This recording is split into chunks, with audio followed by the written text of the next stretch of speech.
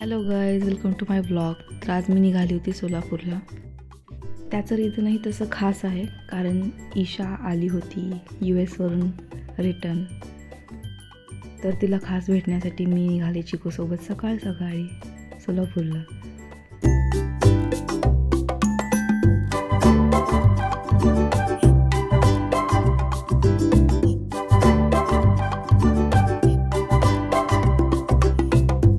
प्रवास चालू होता आणि 2 तासानंतर गाडी थांबली होती नाश्त्यासाठी.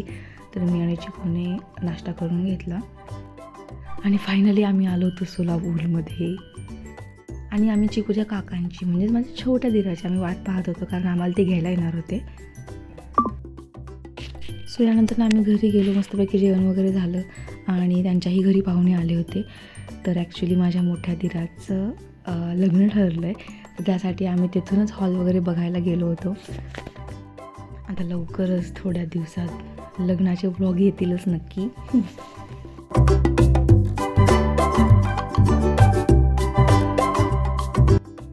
तर एकूण 10 दिवसांनी ॲक्च्युली चिकू आणि त्याच्या पप्पाची भेट झाली होती. तर मी त्याला त्याच्याकडे सोडून दिलं आणि I was enjoying my me time.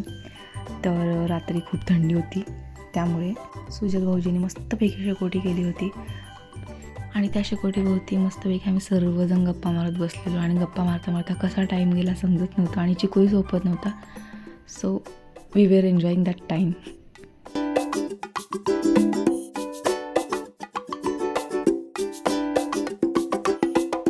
तर आजचा दिवस तर असाच गेला.